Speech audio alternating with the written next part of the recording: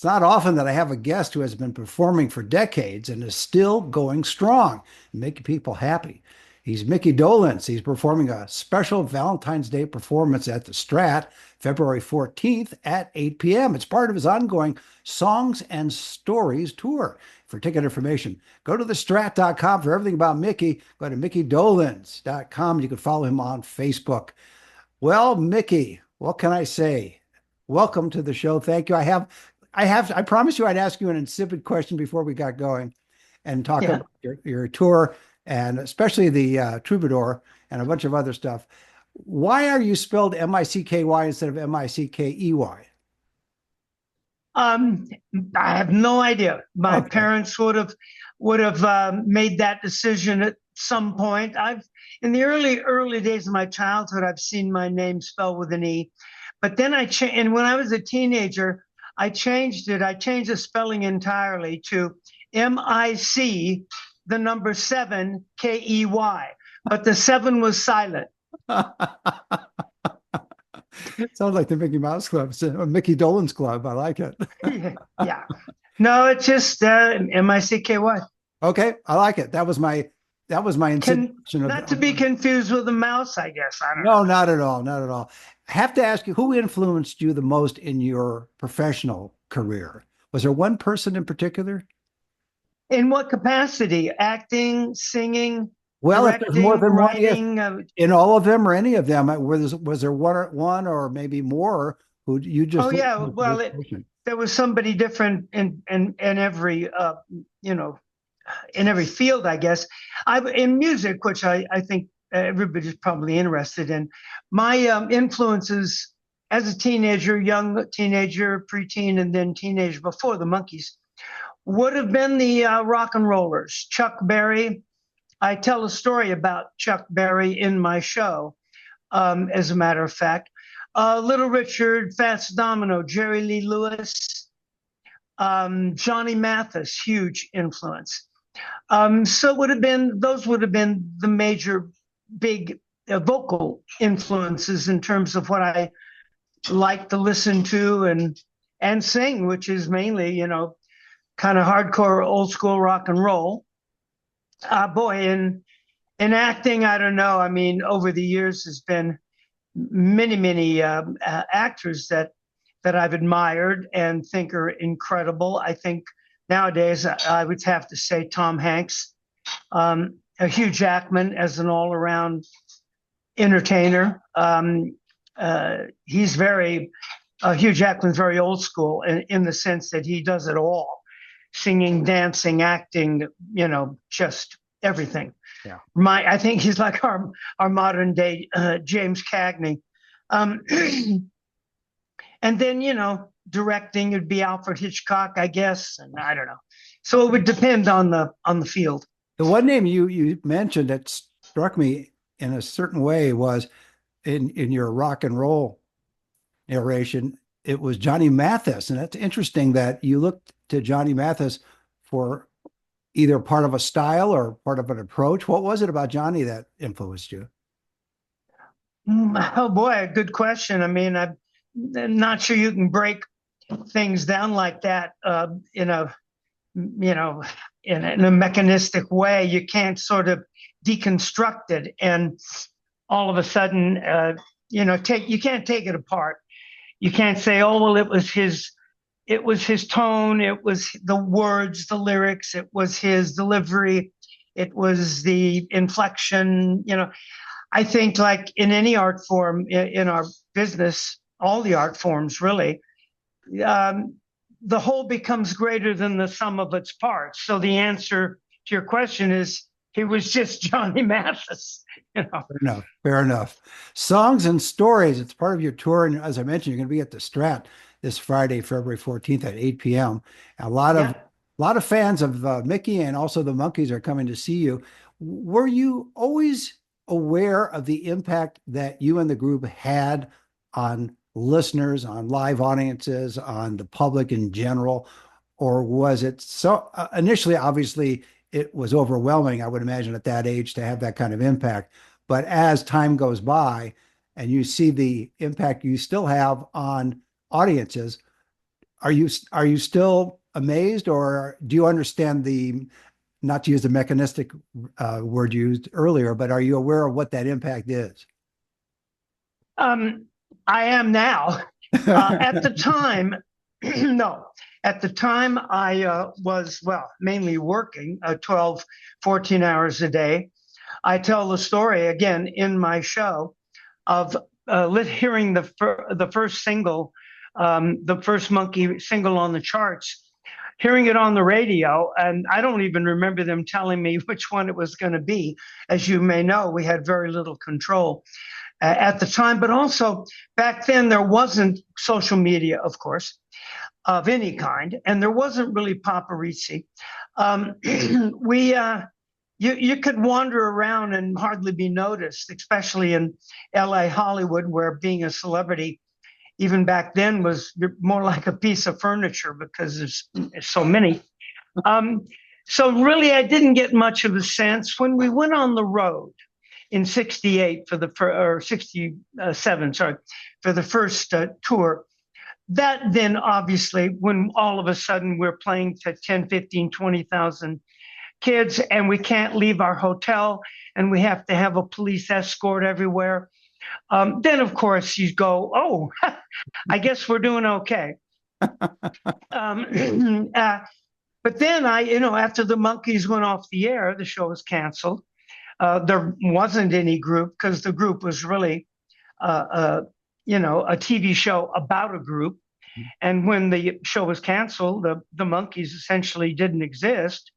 There was no office or management or anything going on. And I moved to England actually shortly after to be a director, to be a film and television director.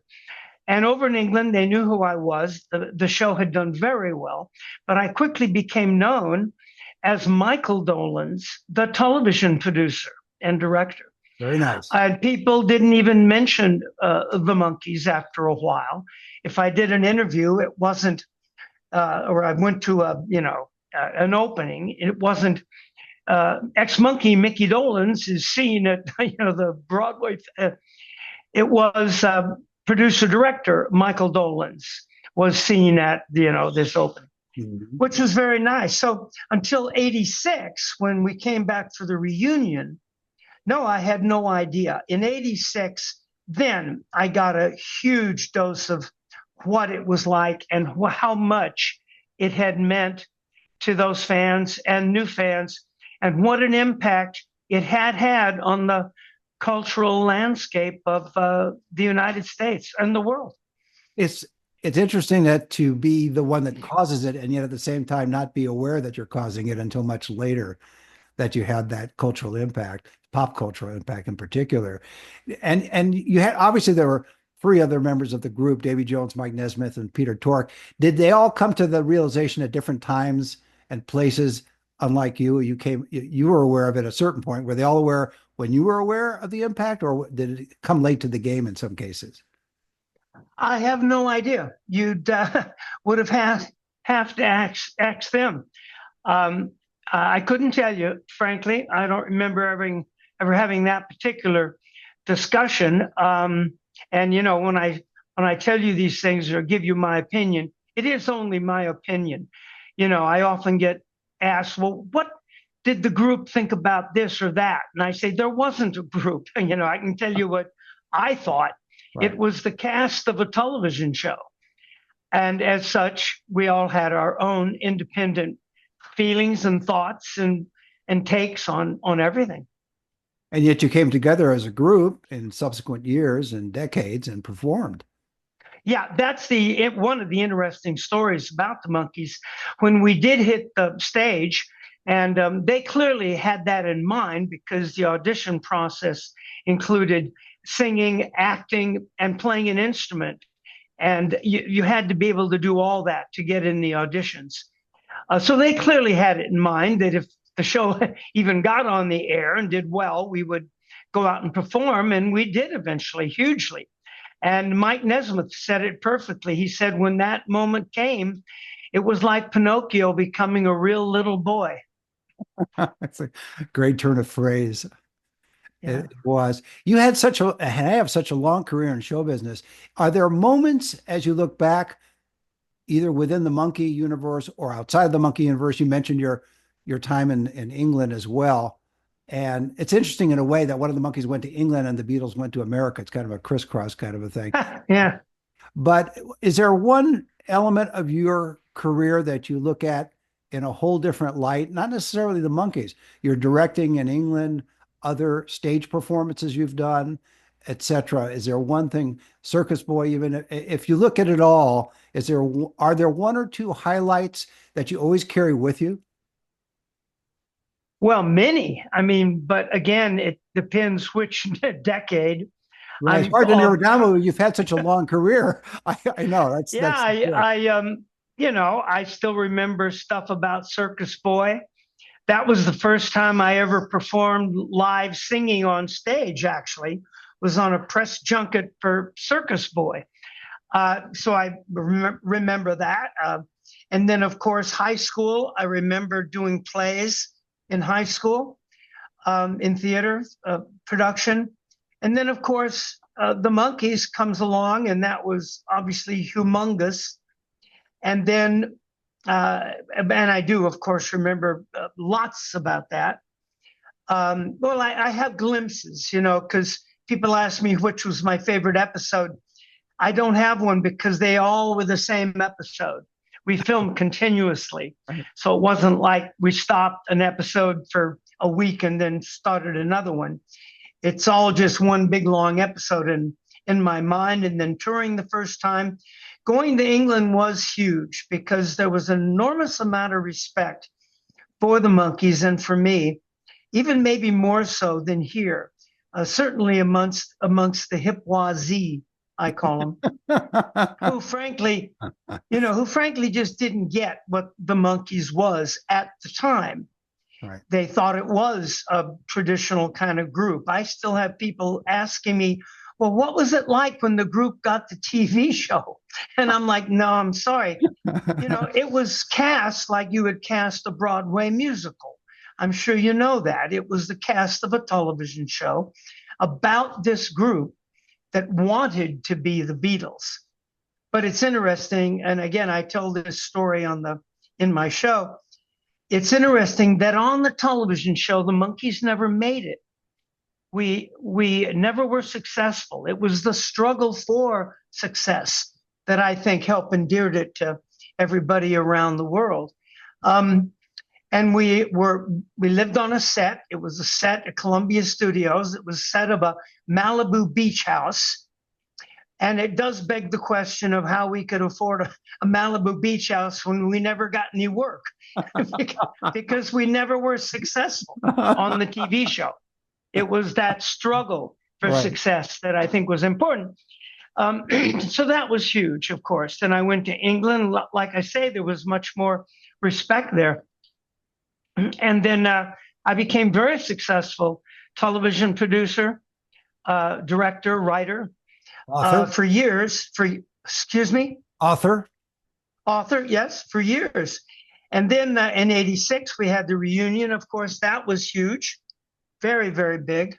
And that lasted for 3 or 4 years.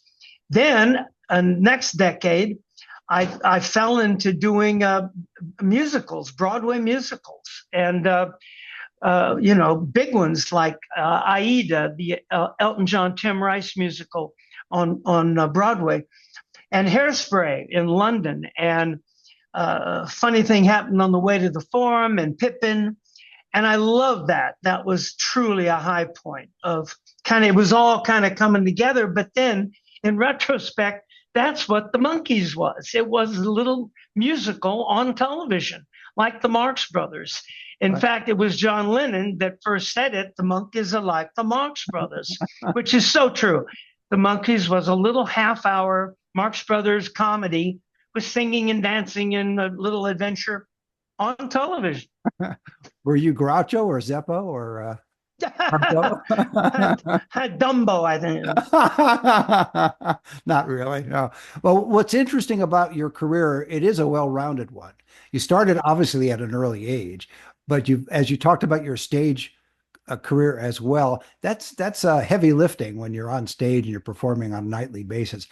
Not that touring is easy, but still to be on stage and in a live performance in a Broadway or off Broadway kind of performance, that's takes stamina and talent and be able to do all that.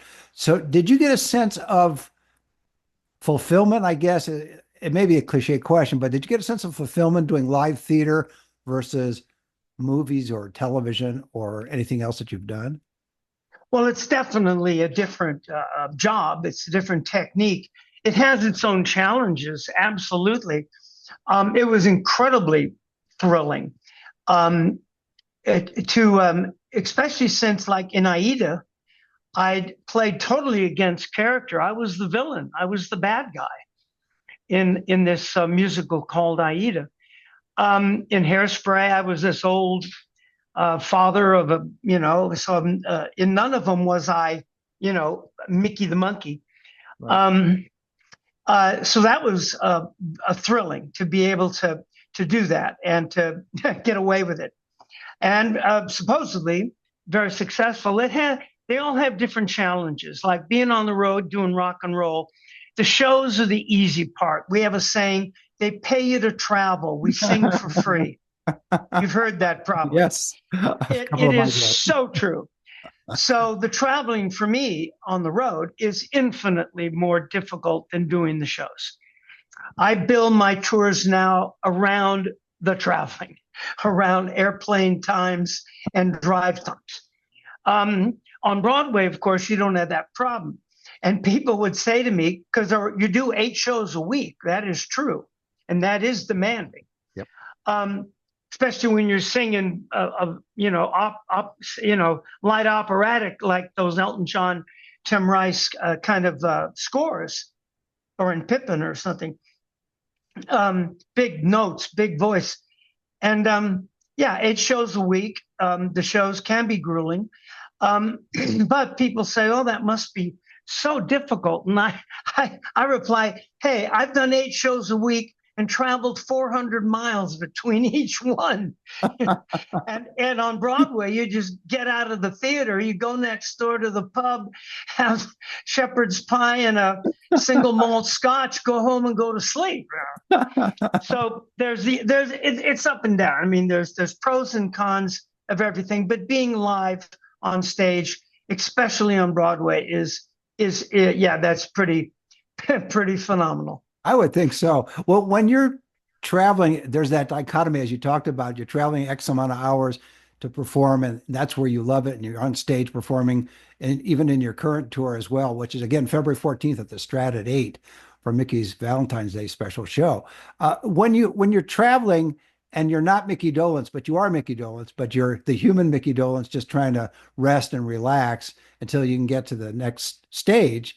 Do you find that it becomes automatic? And what I mean by that is once you're off the bus or off the plane, you get up on stage, you do a sound check, and then it's time for the show. You just automatically pop into Micky Dolenz. Well, there's not much of a difference now between, and really there never has been, between the kind of 2 Micky Dolenzes that you're talking about. There was a definite difference between the person and the persona. On the Monkee show, I played a kind of caricature of myself. We all did to a degree, larger than life kind of versions, but that's what they wanted. They didn't want total characters, actors that were playing an entirely made up character. That's the way they cast it. I played myself essentially, but sort of a me on steroids kind of wacky, crazy thing. Davey more or less did himself, but exaggerated, of course, with sparkles in his eyes. Nez was, again, an extrapolation of his dry, wry humor. Peter was the only one that actually had to play a fairly different character. On the television show, Peter played the dummy, we called it. He was the one that was like the Hunts Hall character, the one that was always, what? Oh, whoa, I don't know, that kind of thing. And that was totally against his character. He was one of the smartest, well-read, well-educated, brilliant intellectuals that I've ever met. So he had a tougher job, I guess. But when I'm on stage now, there's very little difference between, I don't run around backwards, going,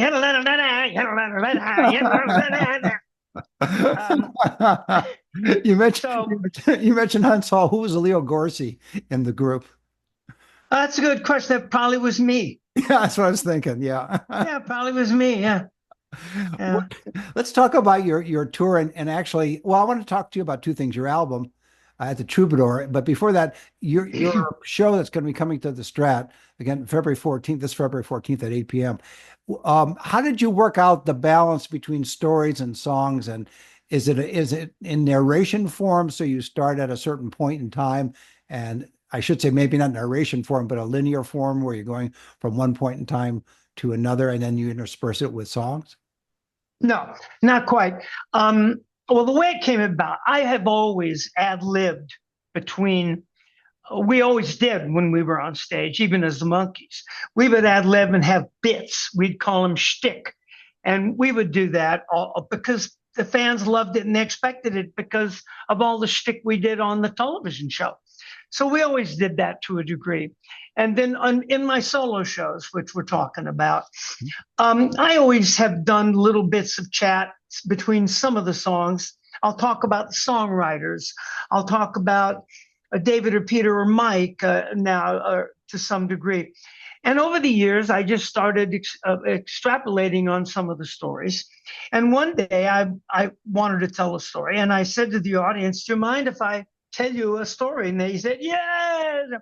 And I did. And I wasn't sure if everybody would go for it. I thought maybe they just wanted solid rock and roll music for 90 minutes, And they loved the stories, and the feedback came back great, and the reviews came back great.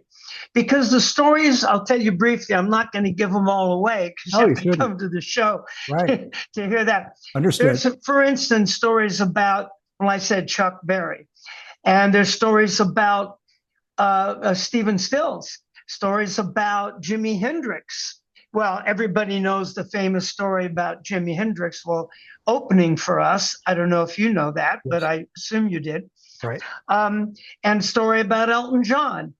And the stories are very interesting. They're not linear in the sense of a time frame necessarily, but the punchline of all the stories is a song, an appropriate song.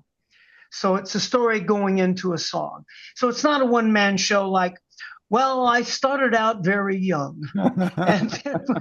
and here's a picture of me as a baby in the bassinet. Not quite that. But it is songs and stories, but all the stories have a punchline.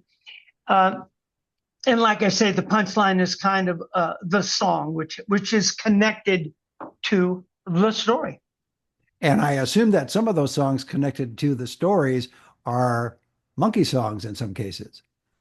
Some and some not. Right. And some not. That's what I also discovered. As a matter of fact, I used to do a song. It was the Chuck Berry song. I won't tell you what it is. All right. And people used to look up, why is he covering a Chuck Berry song? Then I told them why, and it all made sense. And then they immediately appreciated it. So no, some of the songs, like the ones I mentioned, they're not Monkee tunes. Right. But there is a connection, always. And talking about your Live at the Troubadour album, you recorded that, and are some of those songs that are Live at the Troubadour featured in the performance this Friday of February 14th? All of them. Yeah. Okay. All of them.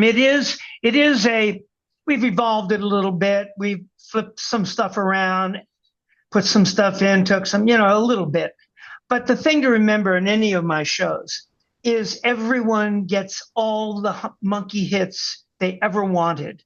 We always do all the can't not do's, if you know what I mean. We run out of the building, I think, if you didn't do it. Yeah, exactly. So I always make sure that everybody knows that. I always do it. and always have and always will. I always fulfill that kind of contract that I think you have with an audience as somebody in my place. They're there to hear those big hits. And my audiences now, I think, are fairly confident when they come.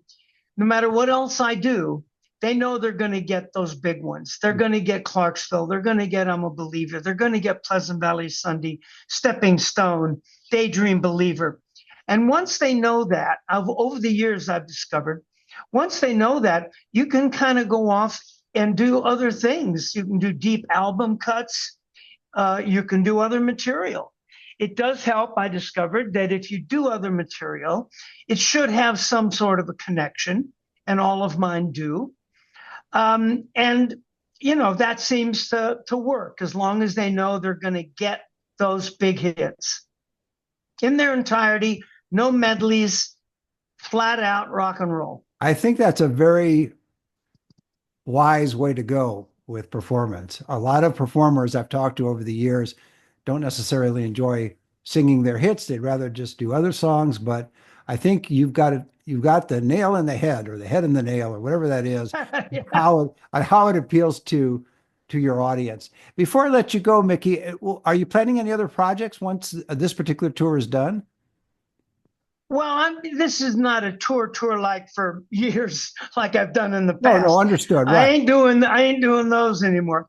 No, I'm doing fly dates we call them. right. I always have other stuff in the works. I have things I'm writing, with partners.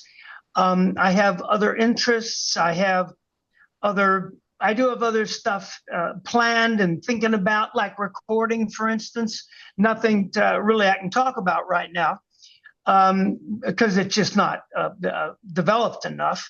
But sure, I'm always thinking of other stuff. Right now, I'm promoting this new album, Live at the Troubadour, that I did as a charity concert for Make-A-Wish, my favorite charity, my go-to charity, Make-A-Wish. And so that's what these current string of shows is all about. Yeah. Great. And I just want to mention too, you recently performed in LA to help raise money for the disastrous fire situation there. And Oh boy. that's a whole other thing. But before I let you go, we won't end on a down note. We'll end on a great note, which is, are you going to write another book? Not at this point. I don't have anything in the works. I thought about it occasionally. Not sure what kind of book it would be. The last one I put out was "I'm Told I Had a Good Time," but it was a picture book, essentially, a huge coffee table book. In fact, you've heard of a coffee table book. Well, this one was the coffee table. It was a huge thing with thousands of pictures. And that was from my childhood. But instead of writing down an autobiography, again, I did one in the past. Instead of that, we decided do it all in photographs. We have enough, and I think it's much more interesting. But no, I don't have anything in that genre to talk about. I do have stories and books, and even maybe a novel that I've been thinking about, but then again, doesn't everybody? Yeah, but you're keeping that creativity going, which is the important thing. And so there may be another, not a coffee table book, maybe a tea table book. Who knows? We'll get to Right. Micky Dolenz. Hey, thank you, Micky. My guest has been Micky Dolenz. He's performing a special Valentine's Day performance at the Strat, February 14th at 8 p.m. It's part of his ongoing Songs and Stories stage tour. And for ticket information, go to thestrat.com for everything about Micky, and that's without an E. Go to mickydolenz.com. Follow him on Facebook. Micky, thanks for being on the show. Thank you. Thank you for your time. See you next time.